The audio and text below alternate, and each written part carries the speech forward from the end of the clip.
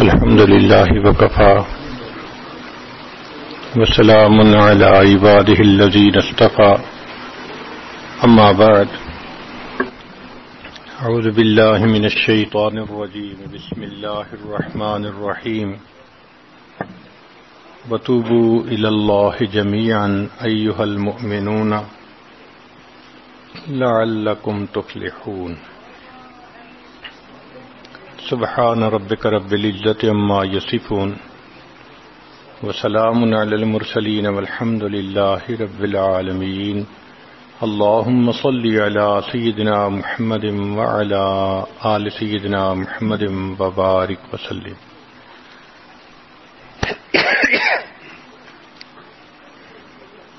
انسان جو کام بھی شریعت و سنت کے خلاف کرتا ہے اس کو گناہ کہتے ہیں. اس گناہ سے توبہ کرنا لازم ہوتا ہے. ارشاد باری تعالی ہے وَتُوبُوا إِلَى اللَّهِ جَمِيعًا أَيُّهَا الْمُؤْمِنُونَ لَعَلَّكُمْ تُفْلِحُونَ. اور اے ایمان والو تم سب کے سب اللہ کے سامنے توبہ کرو تاکہ تم فلاح پا جاؤ. چنانچہ ابن تیمیہ رحمۃ اللہ علیہ نے الایمان الاوسط ایک کتاب ہے، اس میں 10 اسباب بتائے ہیں جن سے انسان کے گناہ معاف ہوتے ہیں. یہ 10 اسباب ہمیں زبانی یاد ہونے چاہیے تاکہ ہم ان کے ذریعے سے اپنے گناہوں کی بخشش کا بندوبست کر لیں. سب سے پہلا سبب استغفار. استغفار کہتے ہیں کہ اپنے گزرے ہوئے گناہوں پر نادم ہونا. شریعت نے کہا الندم توبۃ، ندامت یہ توبہ ہے.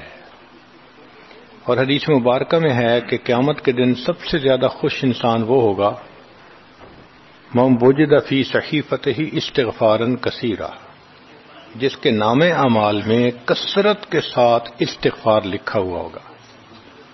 تو ہمیں کثرت سے استغفار پڑھنا چاہیے. چنانچہ ایک شخص حضرت حسن اللہ عنہ کے پاس آیا، حضرت بہت گناہ گار ہوں، کوئی عمل بتائیں. فرمایا استغفار پڑھو. ایک اور آدمی آیا، حضرت بارش نہیں ہو رہی، کوئی عمل بتائیں. فرمایا استغفار پڑھو. پھر ایک آدمی آیا کہ حضرت بہت قرضہ چڑھ گیا، دعا کریں کہ کوئی اسباب بن جائیں رزق کے، مال کے، تاکہ قرضہ اتر جائے. فرمایا استغفار پڑھو. پھر ایک شخص آیا کہ حضرت دعا کریں اللہ مجھے بیٹا دے دے. فرمایا استغفار کرو. ایک آدمی آیا میرا باغ ہے دعا کریں کہ میرا پھل زیادہ لگے. فرمایا استغفار کرو. ایک آدمی آیا میری کھیتی باڑی کی زمین ہے دعا کریں پانی اندر سے نکل آئے. فرمایا استغفار کرو. اب سننے والا حیران کہ مختلف لوگ مختلف ضروریات آ کر بیان کرتے رہے، سب کے لیے ایک ہی جواب. تو اس نے پوچھا کہ حضرت کیا مسئلہ؟ تو فرمایا کہ دیکھو یہ جواب میں نے اپنی طرف سے نہیں دیا، قرآن مجید سے دیا ہے. اللہ تعالی ارشاد فرماتے ہیں قرآن مجید میں فَقُلْتُ اسْتَغْفِرُوا رَبَّكُمْ إِنَّهُ كَانَ غَفَّارًا. تو سب سے پہلے استغفار کرنے سے گناہوں کی بخشش ہوتی ہے. يُرْسِلِ السَّمَاءَ عَلَيْكُمْ مِدْرَارًا، تمہارے اوپر اللہ بارشیں برسائے گا. وَيُمْدِدْكُمْ بِأَمْوَالٍ، اللہ مال کے ذریعے تمہاری مدد کرے گا. وَبَنِينَ، اور بیٹوں کے ذریعے مدد کرے گا. وَيَجْعَلْ لَكُمْ جَنَّاتٍ، اور اللہ تعالیٰ تمہیں درختوں پہ پھل زیادہ عطا کرے گا. وَيَجْعَلْ لَكُمْ أَنْهَارًا، اور اللہ تعالیٰ تمہارے لیے زمین سے چشمے جاری فرما دے گا. آپ اگر غور کریں تو ہماری روز مرہ کی جو پریشانیاں ہیں وہ انہی میں سے ہیں. کوئی بیٹے کے لیے پریشان، کوئی کاروبار کے لیے پریشان، کوئی قرضوں کی وجہ سے پریشان. اس کا مطلب یہ کہ اگر ہم استغفار کرنے کی عادت ڈال لیں تو ہمیں کسی اور عمل کی ضرورت ہی نہیں ہے. اور یہ عمل قرآن مجید میں بتایا گیا ہے. یہ پروردگار عالم کا کلام ہے. ہم استغفار کم کرتے ہیں. کم از کم 100 مرتبہ صبح اور شام استغفار کا کرنا معمول بنا لینا چاہیے. آپ لوگ ڈرائیو کرتے ہیں اپنے دفتر جاتے ہوئے تو راستے میں جو آدھا گھنٹہ لگتا ہے اس میں کیا کرنا ہوتا ہے؟ بعض لوگ نعت سن لیتے ہیں, تلاوت سن لیتے ہیں, وہ بھی عبادت ہے. لیکن اس سے زیادہ بہتر یہ ہے کہ انسان خود پڑھے کچھ. تو اگر اس دوران آپ استغفر اللہ ہی پڑھتے رہیں تو سینکڑوں دفعہ استغفار نامہ اعمال میں لکھا جائے گا. اور اگر پورا پڑھ لیں استغفر اللہ ربی من کل ذنب و اتوب الیہ, تو یہ سونے پہ سہاگے والی بات ہے. تو اپنے ٹائمنگز کو ایسے ایڈجسٹ کریں کہ اس میں درود استغفار کثرت کے ساتھ آپ پڑھ سکیں. چونکہ حدیث پاک میں یہ فرمانا کہ قیامت کے دن وہ بندہ بہت خوش ہوگا جس کے نام اعمال میں استغفار زیادہ ہوگا. دوسرا سبب ہے توبہ. توبہ اور استغفار بہت قریب قریب ہیں, ان میں لائن آف ڈیمارکیشن ڈالنا تھوڑا ڈیفیکلٹ ہے. مگر علماء نے لکھا ہے کہ استغفار پچھلے گناہوں پہ ریپینٹنس کو کہتے ہیں, اور توبہ آئندہ گناہوں کو کمٹ نہ کرنا, اس کی کمٹمنٹ کرنا, عزم کرنا, اس کو کہتے ہیں. توبہ عزم جازم, ایک عہد کرنا کہ میں نے آج کے بعد گناہ نہیں کرنا, یہ توبہ کہلاتا ہے.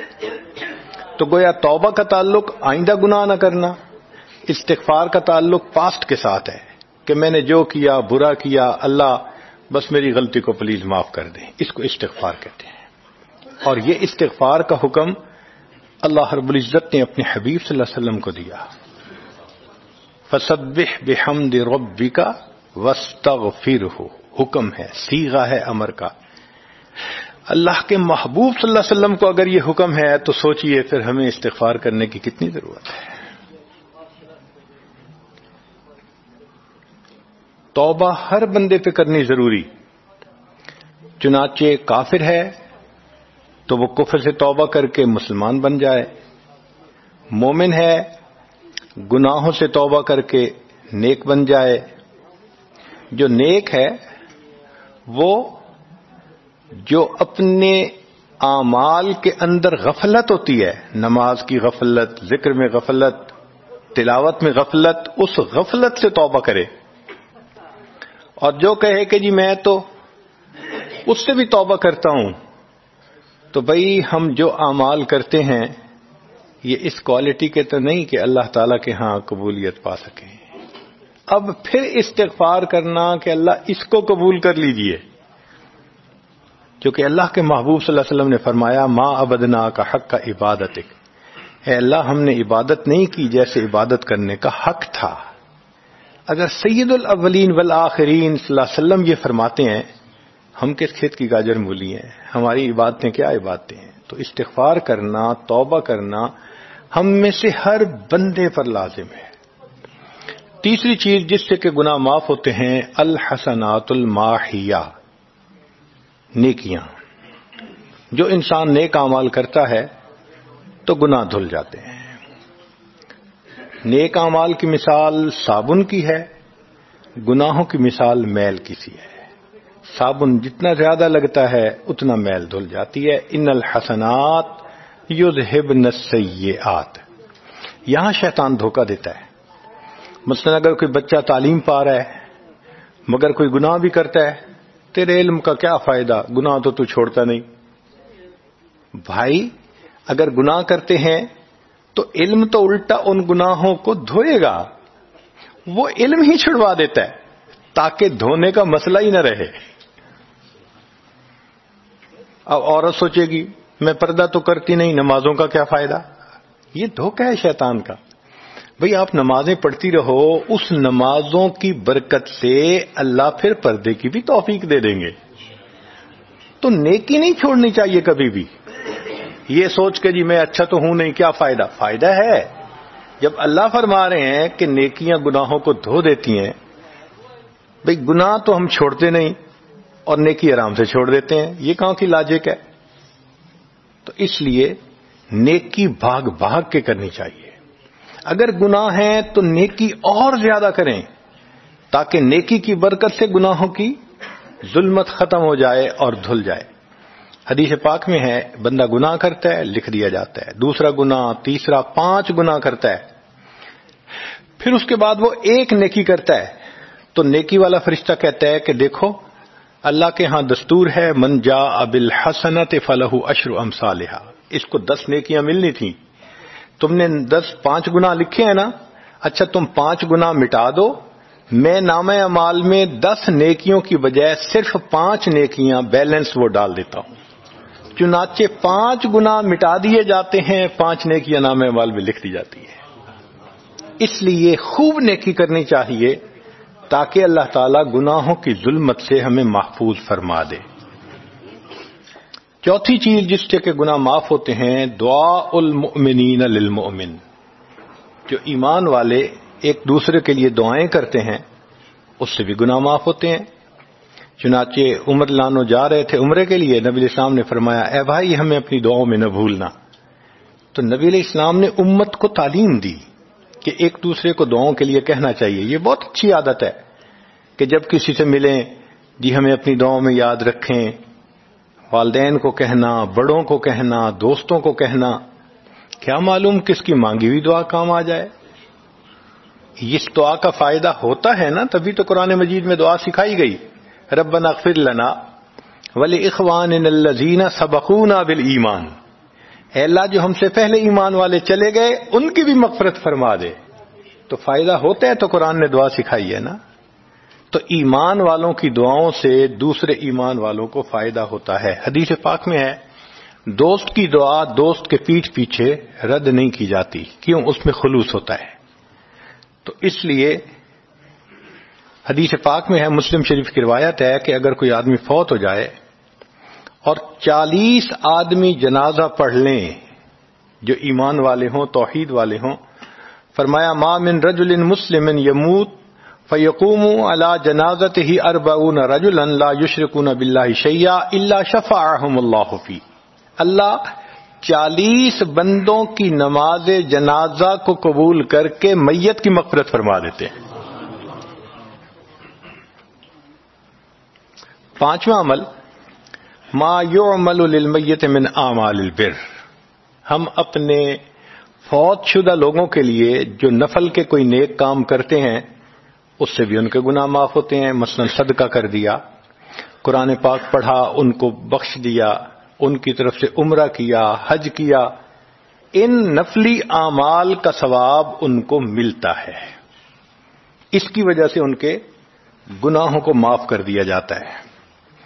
چنانچہ حضرت شیخ الحدیث رحمۃ اللہ علیہ نے فضائل ذکر میں یا کسی اور کتاب میں واقعہ لکھا ہے کہ ایک اللہ والے تھے، قبرستان کے قریب سے جاتے ہوئے انہوں نے کچھ پڑھ کے قبرستان والوں کو بخش دیا. رات خواب دیکھا کہ وہی قبرستان والے ہیں اور ایک آدمی آتا ہے جیسے کوئی ڈاک تقسیم کرنے والا ڈاکیا ہوتا ہے، اور سب اس کی طرف بھاگ پڑتے ہیں جیسے ڈاک لینے کے لیے ہوں. ایک بندہ پیچھے آرام سے بیٹھا ہوتا ہے. وہ پوچھتا ہے کیا معاملہ؟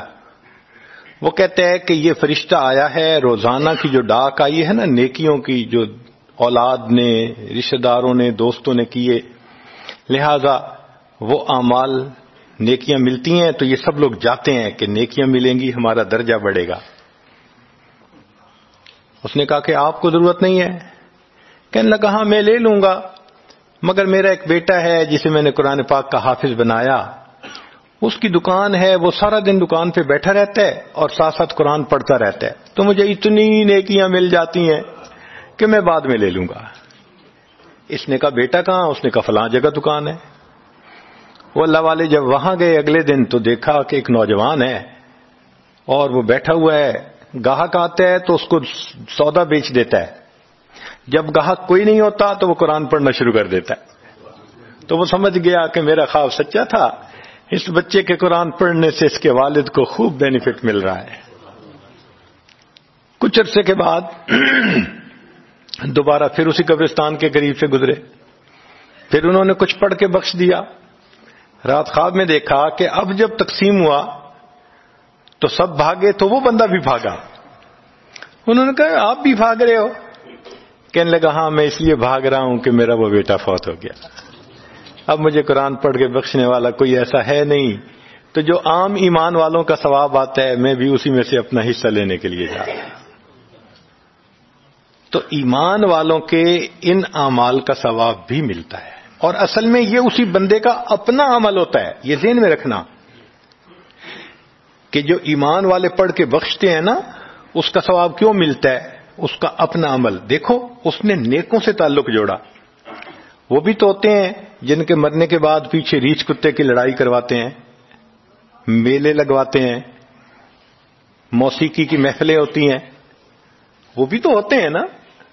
تو ان کو کچھ نہیں ملتا.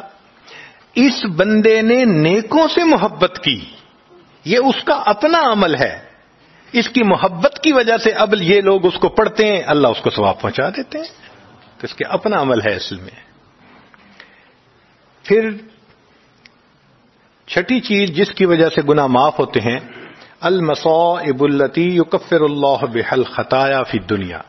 دنیا میں انسان کو جو مشکلات، تکلیفیں، مصیبتیں پہنچتی ہیں ان کی وجہ سے گناہ معاف کر دیے جاتے ہیں. کوئی مصیبت دنیا میں پہنچتی ہے گناہ معاف ہوتے ہیں. چنانچہ نبی علیہ السلام تشریف فرما تھے، چراغ بجھ گیا. نبی علیہ السلام نے فرمایا انا للہ و انا الیہ راجعون. ام المومنین عائشہ صدیقہ عنہا نے پوچھا اے اللہ کے حبیب صلی اللہ علیہ وسلم یہ تو پڑھتے ہیں جب کوئی آدمی فوت ہو جاتا ہے. فرمایا عائشہ مومن کو جو بھی دنیا میں تکلیف غم پہنچتا ہے اگر وہ اس کے اوپر انا للہ پڑھ لے اس کو ثواب ملتا ہے. تو سوچنے کی بات ہے، چراغ کے بجھنے پر اگر ثواب ملتا ہے تو کسی عزیز کی زندگی کا چراغ بجھ گیا اس پر کتنا ثواب ملے گا. اس لیے تکلیف آئے تو پریشان ہونے کی بات نہیں ہوتی، صبر کرنے کی بات ہوتی ہے. انسان بے صبری کے ذریعے خواہ مخواہ اس تکلیف پر ملنے والے ثواب سے اپنے آپ کو محروم کر دیتا ہے. بے صبری سے تکلیف ختم نہیں ہوتی، ثواب ملنا بند ہو جاتا ہے. تو بے صبری کا کیا فائدہ؟ اور ہو سکتا ہے کہ یہ مصیبت جو آئی یہ بندے نے خود مانگی ہو. یہ بھی عجیب بات ہے. آپ کہیں گے جی کوئی بندہ مصیبت تو نہیں مانگتا. ہاں ہو سکتا ہے مانگی ہو. کیسے؟ کہ دعا مانگی اللہ مجھے قیامت کے دن میرے محبوب صلی اللہ علیہ وسلم کے ہاتھوں حوض کوثر کا جام عطا کر دینا. اللہ نے دعا قبول کر لی. عمل تو ہے نہیں کہ یہ نعمت نصیب ہو. تو اب کیسے ملے گا؟ اللہ تعالی بیماری، مصیبت، پریشانی کچھ اس کے اوپر بھیج دیتے ہیں. اگر یہ بندہ اس پر صبر کر لیتا ہے اس کو بہانہ بنا کر اللہ اس کو وہ نعمت عطا فرما دیتے ہیں. چنانچہ ایک بزرگ تھے، 70s میں تھے، بیوی بھی اسی طرح بہت نیک تھی.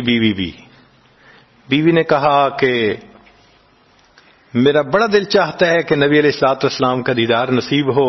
میں بڑا درود شریف پڑھتی ہوں، نفل پڑھتی ہوں، مگر مجھے واضح زیارت نہیں ہوئی. آپ کو کوئی عمل آتا ہو تو بتا دیں. انہوں نے کہا عمل آتا ہے، کرو گی؟ کہا بالکل کروں گی. کہنے لگے اچھا جمعہ کا دن آ رہا ہے، خوب نہا دھو کے وہ جو دلہن والے کپڑے تھے نا تمہارے کناری والے گوٹے وہ پہننا اور میک اپ کرنا، خوشبو لگانا، اور میں بس جمعہ پڑھ کے آؤں گا تو پھر ٹھیک ہے. اس نے کہا بہت اچھا. وہ اللہ کی بندی نہائی دھوئی دلہن کی طرح خوب تیار ہوئی، کپڑے دلہن والے پہنے. ان بزرگوں نے جمعہ کی نماز پڑھی تو ساتھ بھائی کا گھر تھا اس کی، یعنی ان کی بیوی کا. تو بیوی کے بھائی کے گھر چلے گئے. اس کو جا کے کہا میری عمر دیکھو اور آ کے اپنی بیوی بہن کی حالت دیکھو. اس نے کہا کیا مسئلہ؟ وہ ساتھ آ گیا. اور جب گھر آ کے اس نے دیکھا تو بیوی تو دلہن بنی بیٹھی ہے. بھائی کو غصہ آیا، تمہیں اپنی یہ تمہاری عمر اور یہ تمہارے لچھن. اس نے تو ڈانٹا اور وہ بیچاری روئی، اس کا دل ٹوٹا، رو رو کے حال برا، سو گئی. اللہ کی شان کہ اس نیند میں اس کو نبی علیہ السلام کی زیارت نصیب ہو گئی. اب وہ اٹھی تو وہ خوش بھی ہے اور پریشان بھی ہے. خوش اس بات پہ کہ زیارت ہو گئی اور پریشان اس بات پہ کہ میاں نے کیا کیا, خود کہا دلہن بنو اور خود بھائی سے مجھے ڈانٹ پڑوا دی. تو پھر اس نے پوچھا کہ آپ نے ایسا کیوں کیا؟ انہوں نے کہا دیکھو میں تمہاری زندگی کو قریب سے جانتا ہوں, میں نے تمہیں اتنا پیار محبت سے رکھا ہے کہ تمہیں زندگی کے کوئی تکلیف نہیں پہنچنے دی. میں نے تم نے عبادت کی انتہا کی ہے, مگر کچھ نعمتیں ہوتی ہیں جو دل ٹوٹنے پہ ملتی ہیں, تو تمہارا تو کبھی دل ٹوٹا نہیں. تو میں نے ایک بہانہ بنایا کہ تمہیں کہا دلہن بنو, بھائی کو شکایت لگا دی, اس نے ڈانٹ پلا دی, تمہارا دل ٹوٹا, اللہ کو رحم آ گیا, اللہ تعالیٰ ٹوٹے دلوں پر رحم فرما دیتے ہیں. تو ممکن ہے کہ یہ مصیبت, یہ پریشانی اللہ کی طرف سے ہمارے لیے انعام کا سبب بن کے آئی ہو. اس لیے ہمارے بزرگوں نے کہا سکھ دکھاں تو دیواں وار, کہ میں سکھوں کو دکھوں پہ قربان کر دوں. سکھ دکھاں تو دیواں وار, دکھاں آن ملائم یار, کہ دکھوں نے مجھے میرے یار سے ملا دیا.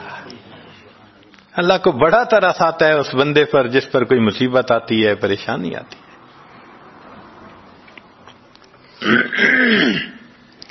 پھر ساتویں چیز جس سے کہ گناہ معاف ہوتے ہیں, ما يحصل فی القبر من الفتنة والزغطة والروعة. قبر کے اندر انسان جب جائے گا تو اس کو وہاں پر زغط قبر پیش آئے گا. قبر دباتی ہے, اس قبر کے دبانے سے بھی گناہ معاف ہوتے ہیں, اور یہ زغط قبر ہر کسی کو پیش آئے گا. سعد لانو ایک صحابی ہیں, نبی علیہ السلام نے ان کا جنازہ پڑھایا اور اللہ کے محبوب صلی اللہ علیہ وسلم پنجوں کے بل چلنے لگے. تو صحابی نے پوچھا اے اللہ کے نبی صلی اللہ علیہ وسلم آپ ایسے چل رہے ہیں؟ فرمایا سعد کی نماز جنازہ میں شرکت کے لیے اتنے فرشتے آسمان سے اتر آئے, مجھے پاؤں رکھنے کی جگہ نہیں مل رہی. پھر حدیث پاک میں آتا ہے کہ نبی علیہ السلام نے فرمایا سعد کی وفات پر اللہ کا عرش بھی 3 دن تک روتا رہا. جن کی وفات پہ اللہ کا عرش روئے, اللہ کے فرشتے جنازے میں اتریں, کیسے اللہ کے مقبول بندے ہوں گے. پھر نبی علیہ السلام نے فرمایا سعد کو بھی زغط قبر پیش آیا. تو اس کا مطلب یہ ہے کہ یہ زغط قبر تو پیش آنا ہی ہے, ہر کسی کو آنا ہے, کوئی بھی ہو. اب یہ عجیب سی بات ہے, مگر اس کو سمجھیں کہ کیوں پیش آنا ہے. آپ اگر کسی ریسٹورنٹ پہ جائیں اور جا کے سویٹ ڈش کھائیں یا کباب کھائیں تو بل پے کرنا پڑتا ہے نا. گروسری سٹور سے جا کے کوئی چیز لائیں, بل پے کرنا پڑتا ہے نا, ہر چیز کا بل ہوتا ہے نا. اس دنیا میں انسان جو مزے لیتا ہے بھلے جائز صحیح, ان کی بھی ایک کاسٹ ہے اور وہ اسے پے کرنی پڑے گی, اور وہ کاسٹ زغط قبر سے پے ہوگی. اس لیے جس کی زندگی غربت میں گزری ہوگی اس کا زغط قبر بہت کم ہوگا, اور جس نے عیش آرام مزے سہولت انجوائے کیا کاسٹ تو دینی پڑے گی نا وہاں جا کے. تو زغط قبر تو پیش آنا ہے. ہمارے والد صاحب بچپن میں دیکھتا تھا میں کہ بہت اچھا سالن بنا ہوتا تھا نا, تو اکثر وہ گلاس پانی کا اٹھاتے تھے اور ایک گھونٹ پانی ڈال دیتے تھے. مجھے سمجھ نہیں آتی تھی یہ کیا کرتے ہیں. میں اکثر ان سے پوچھتا تھا ابو آپ ایسے کیوں کرتے ہیں, نہیں بتاتے تھے. جب ان کی وفات ہوئی تو بعد میں والدہ صاحبہ نے کہا کہ اصل میں وہ یہ کہا کرتے تھے کہ نفس میرا دشمن ہے, میں اس نفس کو لذتیں کیوں دوں. وہ لذیذ کھانے کے اوپر بھی ایک گھونٹ پانی ڈال کے اس کو کم مزے والا بنا لیا کرتے تھے, جائز لذتوں کو بھی کم کر لیتے تھے. ہمارا کیا حال ہوگا جو ناجائز لذتوں کے پیچھے بھاگتے پھرتے ہیں. تو یہ زغط قبر مومن کو بھی پیش آتا ہے اور کافر کو بھی, مگر فرق ہے. کافر کو پیش آئے گا کہ حدیث پاک میں آتا ہے دائیں طرف کی پسلیاں بائیں طرف اور بائیں کی پسلیاں دائیں طرف، یوں پسلیاں توڑ کے رکھ دیں گے. اور مومن کو بھی ضغط قبر پیش آئے گا، مگر مومن کو ضغط قبر تکلیف نہیں دے گا اتنی اگر نیک ہوا. کیوں؟ اچھا آپ بتائیں سر میں درد ہو تو آپ کہتے ہیں نا ذرا سر دبا دو، تو تکلیف ہوتی ہے یا راحت ملتی ہے؟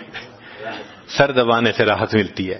جس طرح سر درد میں کوئی دبائے سر کو راحت ملتی ہے، ایسے ہی مومن کو ضغط قبر تو پیش آئے گا مگر مومن کے لیے راحت کا سبب ہوگا. 8ویں چیز جس سے کہ گناہ معاف ہوں گے، احوال یوم القیامت وقربها وشدائدها. قیامت کے دن جو انسان کو ایک وحشت کی کیفیت ہوگی، ہول کی کیفیت ہوگی، خوف ڈر کی کیفیت ہوگی.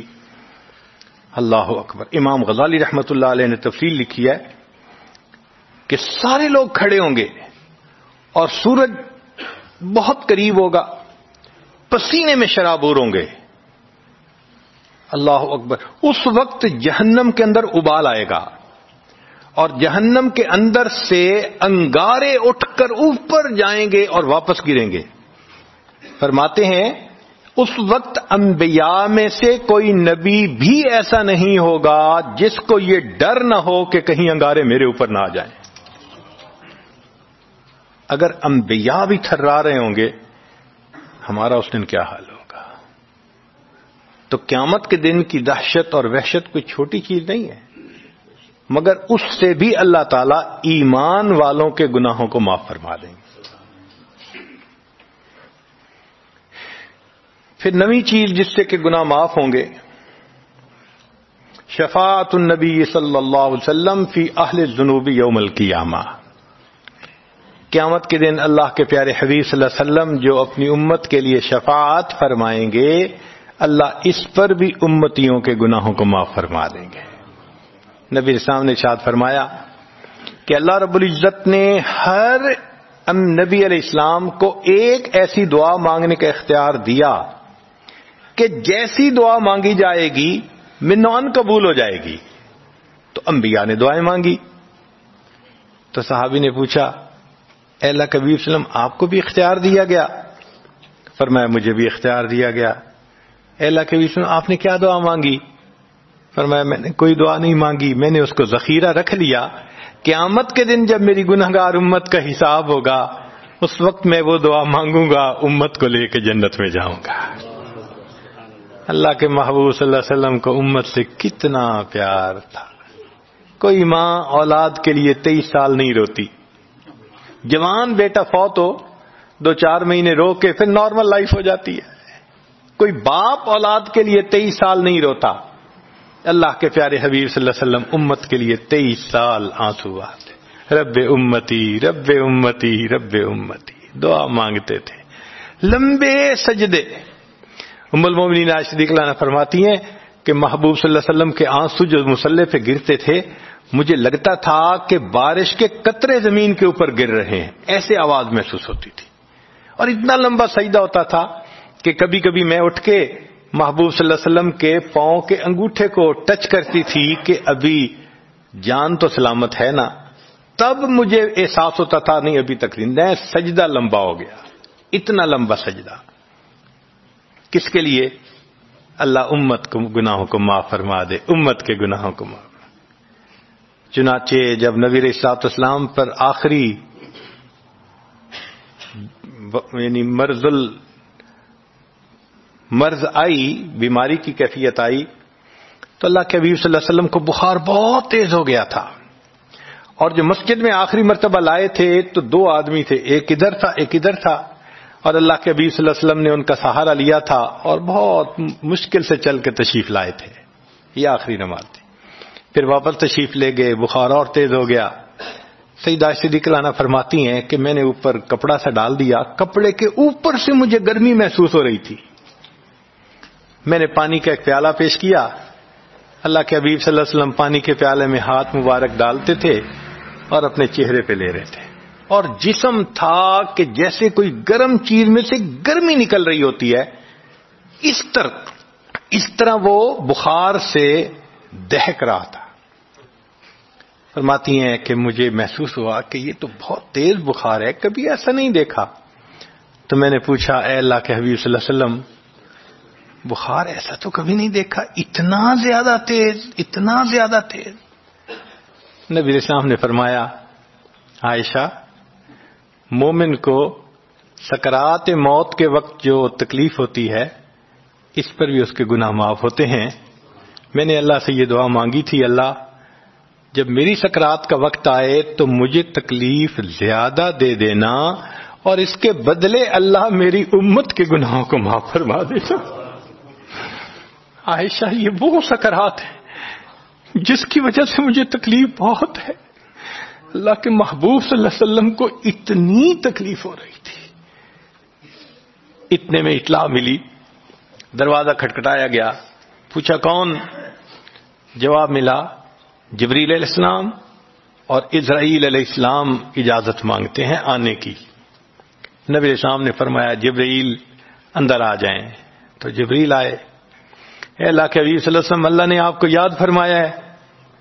نبی علیہ السلام نے فرمایا جبریل, اللہ تعالیٰ سے پوچھ کے یہ پہلے بتاؤ میرے بعد میری امت کا کیا حال ہوگا,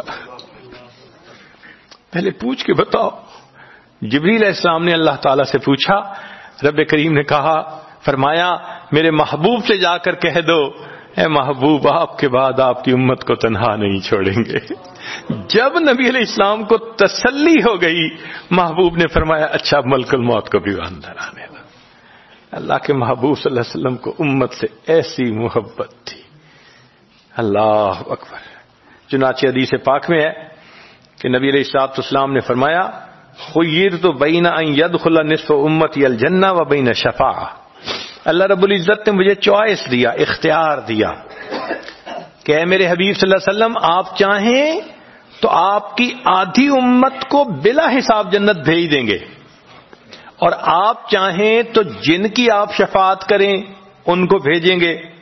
نبی علیہ السلام فرماتے ہیں فاخترت شفاعہ, میں نے شفاعت کو چن لیا, لأنہا اعم و اکثر, اس لیے کہ میری شفاعت پر آدھی سے زیادہ امت کے لوگ جنت میں چلے جائیں گے. اللہ اکبر. پوچھنے والے نے پوچھا اے اللہ کے حبیب صلی اللہ علیہ وسلم اترونہا للمتقین, کیا آپ کی شفاعت نیکوں کے لیے ہوگی؟ فرمایا لا ولکنہا للمذنبین الخطائین المتلوثین, نہیں میری شفاعت میرے امت کے گناہگاروں کے لیے ہوگی. اللہ کے حبیب صلی اللہ علیہ وسلم کی شفاعت کا نصیب ہو جانا یہ بھی گناہوں کی بخشش کا سبب ہے. مگر شفاعت کس کو نصیب ہوگی اس کی بھی تفصیل سن لیجئے. کچھ لوگ ہوتے ہیں سنت کو دیکھتے ہیں ان کا دل خوش ہو جاتا ہے, وہ سنت رکھنے والے کو انکریج کرتے ہیں, اس کو مورل سپورٹ دیتے ہیں, نہیں تم نے اچھا کیا. اور کچھ وہ ہوتے ہیں کہ جو دیکھتے ہیں چہرے پہ سنت سجی, کیا ملا بن گئے, کیا تم نے چہرے پہ کر لیا. علماء نے لکھا جس نے سنت کو دیکھ کر ناگواری کا اظہار کیا اس نے اپنے آپ کو شفاعت سے محروم کر لیا. یہ نہیں ہے کہ ہم سنت کا مذاق بناتے پھریں اور ہمیں شفاعت نصیب ہوگی, نہیں. احترام ہو دل میں سنت کا. نبی علیہ الصلوۃ والسلام کی ایک ایک سنت پہ قربان ہو انسان. جب یوں محبت ہوگی تو پھر نبی علیہ الصلوۃ والسلام کی شفاعت بھی ان کے لیے ہوگی. 10واں سبب جس سے کہ گناہ معاف ہوں گے, رحمت اللہ و عفوہ و مغفرتہ بلا سبب من العباد. قیامت کے دن انبیاء کرام شفاعت کریں گے, بخشش ہوگی, پھر علماء کریں گے, شہداء کریں گے, پھر سب جنتی شفاعت کریں گے, حتیٰ کہ کوئی ایسا نہیں رہے گا کہ جو کسی اور کی شفاعت کرے. اور وہ لوگ جہنم میں ہوں گے کہ جن کا کوئی جنتی واقف ہی نہیں ہوگا. اللہ اکبر. سالوں وہ جہنم میں جلتے رہیں گے, جلتے رہیں گے.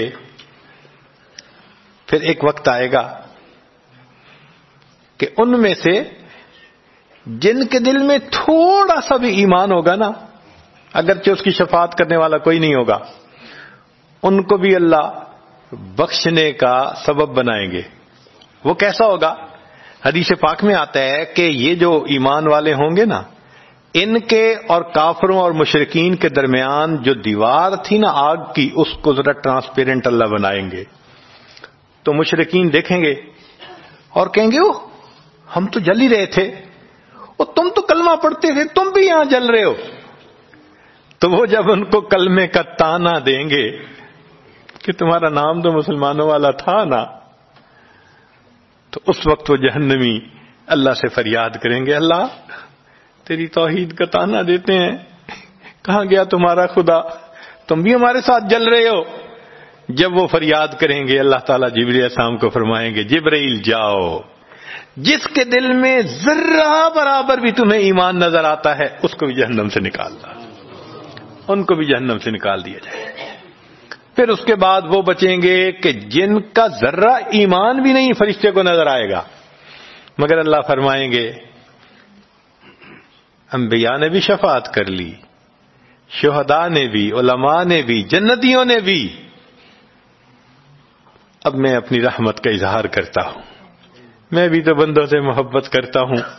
حدیث پاک میں ہے ثلاث حشیات، یوں کر کے اگر گندم ہونا اور انسان دونوں ہاتھوں کو ایسے کرے تو اس کو لپ کہتے ہیں، لپ بھرنا۔ تو اس میں ہزاروں چاول کے دانے آ سکتے ہیں۔ سوچئے اللہ رب العزت لپ بھریں گے تو وہ کتنی بڑی ہوگی، کھربوں لوگ ہوں گے۔ ایک لپ کو بھر کے نکالا جائے گا، پھر دوسری کو نکالا جائے گا، پھر تیسری لپ بھر کے نکالیں گے۔ پھر ایک حوض ہوگا، کہا جائے گا جہنمی کو اغتسل فی ھذا الغدیر، اس حوض کے اندر تم جاؤ غسل کرو۔ جب وہ غسل کریں گے بالکل ان کے جسم صحیح سلامت ہو جائیں گے۔ پھر اللہ تعالیٰ ان کو جنت عطا فرمائیں گے، مگر ان کے ماتھے پر لکھا ہوا ہوگا اتقاء الرحمن، کہ رحمان نے اپنی رحمت سے ان کو رعایتی پاس کر دیا۔ وہ جنت میں جائیں گے۔ اب جو جنت میں جائیں گے تو جنتی لوگ ان کے ساتھ ملیں گے، خوش ہوں گے، مگر کہیں کہیں کوئی ان کو کہے گا ہم تو اللہ کے فضل سے سیدھا آ گئے، تم تو وایا فلاں جگہ سے آئے ہو نا، رعایتی پاس ہو۔ اب جب ان کو رعایتی پاس کا تانا ملے گا تو ان کو عجیب لگے گا۔ پھر ایک وقت آئے گا کہ یہ سب اتقاء الرحمن اللہ کے سامنے فریاد کریں گے، اللہ آپ نے اپنی رحمت سے جہنم سے نکال دیا، جنت بھیج دیا، یہ جو مہر ایک لگا دی یہ بھی تو اتار دیجئے نا۔ تو اللہ تعالیٰ ان کی مہر کو ختم فرمائیں گے اور یہ جنت میں رہنے لگ جائیں گے۔ امام غزالی رحمت اللہ علیہ اس واقعے کو نقل کرنے کے بعد لکھتے ہیں، میرا کوئی عمل ایسا تو نہیں کہ میں امید کروں کہ میں جنت چلا جاؤں گا، کاش اللہ مجھے ان اتقاء الرحمن میں شامل فرما لیتے، کاش کہ اللہ تعالیٰ مجھے ان اتقاء الرحمن میں شامل فرما لیتے۔ بے گناہوں میں چلا زاہد جو اس کو دیکھنے، مغفرت بولی ادھر آ میں گنہگاروں میں ہوں، وہ کرشمے شان رحمت نے دکھائے روز حشر، چیخ اٹھا ہر بے گناہ میں بھی گنہگاروں میں ہوں۔ اللہ اکبر۔ حضرت قاری طیب صاحب رحمت اللہ علیہ ایک کتاب میں لکھتے ہیں، اتنا اللہ کی رحمت کا ظہور ہوگا، اتنا ظہور ہوگا اس دن، ایک ایسا وقت آئے گا کہ شیطان بھی سر اٹھا کر دیکھے گا، اسے بھی امید لگے گی شاید میری بھی مغفرت کر دی جائے۔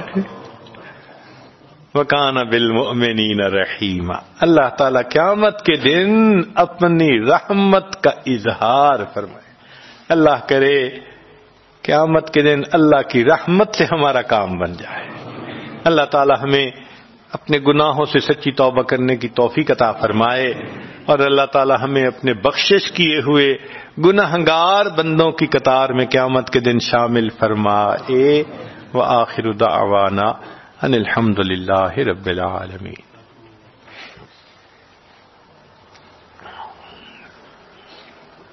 دعا سے پہلے یہ آج اس توبہ کے کچھ کلمات پڑھائے گا، سچے دل کے ساتھ پیچھے پیچھے پڑھتے جائیے، نیت کر لیجئے کہ ہم پچھلے گناہوں سے سچی پکی توبہ کر رہے ہیں، آئندہ نیکوکاری کی زندگی گزارنے کا دل میں ارادہ کر رہے ہیں۔ الحمدللہ وکفی وسلام علی عبادہ الذین اصطفی، اما بعد۔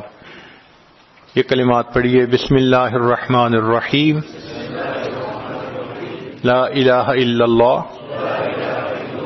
محمد الرسول اللہ، آمنت باللہ وملائکتہ وکتبہ ورسلہ والیوم الآخر والقدر خیرہ وشرہ من اللہ تعالی والبعث بعد الموت، آمنت باللہ کما ہوا باسمائہ وصفاتہ وقبلت جمیع احکامہ اقرار باللسان وتصدیق بالقلب، اشہد ان لا الہ الا اللہ واشہد ان محمدا عبدہ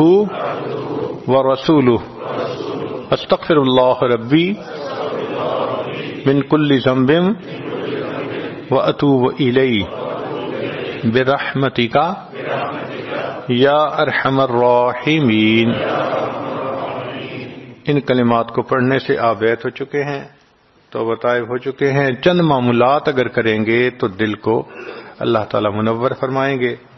100 مرتبہ استغفار صبح شام پڑھنا، 100 مرتبہ درود شریف پڑھنا، روزانہ قرآن پاک پڑھنا، چلتے پھرتے لیٹے بیٹھے دل میں اللہ کا دھیان رکھنا، اور روزانہ ذکر قلبی یعنی مراقبہ کرنا۔ اگر ان اعمال کو کریں گے، اس کی برکتیں آپ خود اپنے دل میں محسوس کریں گے۔ آپ کا آنکھ کا دیکھنا بدلے گا، زبان کا بولنا بدلے گا، پاؤں کا چلنا بدلے گا، دل دماغ کی سوچ بدلے گی، آپ کے اندر کا انسان بدلے گا، خود آپ کہیں گے۔ اللہ تعالیٰ عمل کی توفیق دے۔ ہم دعا سے پہلے تھوڑی دیر چند منٹ کے لیے مراقبہ کر لیتے ہیں، ذکر قلبی۔ جہاں بیٹھے ہیں بس آنکھوں کو بند کر لیں، دل کی طرف دھیان کریں اور یہ سوچیں کہ اللہ کی رحمت آ رہی ہے، میرے دل میں سما رہی ہے، دل کی ظلمت اور سیاہی دور ہو رہی ہے، میرا دل اللہ اللہ اللہ کہہ رہا ہے۔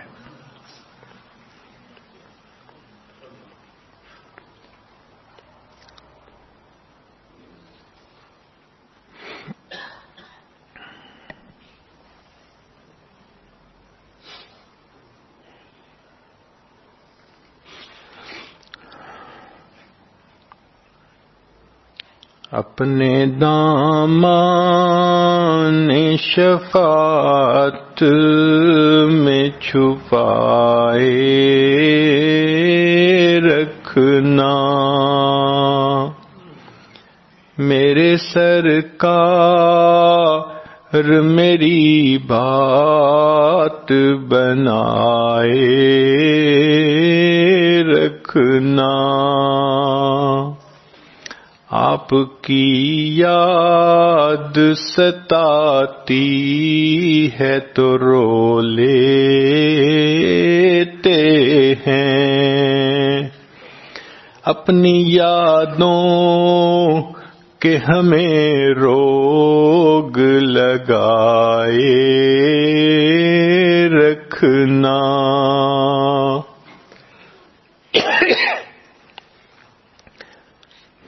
میں نے مانا کہ گناہگار ہوں پر آپ کا ہوں، میں نے مانا کہ گناہگار ہوں پر آپ کا ہوں، اس گناہگار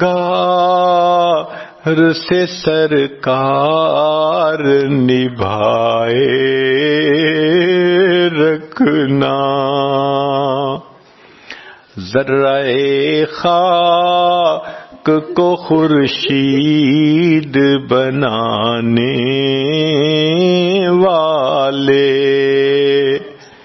ذرہ خاک کو خورشید بنانے والے، خاک ہوں میں مجھے قدموں سے لگائے رکھنا۔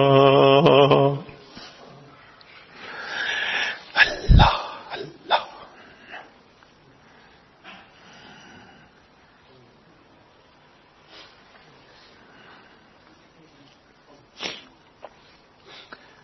لا الہ الا اللہ محمد الرسول اللہ۔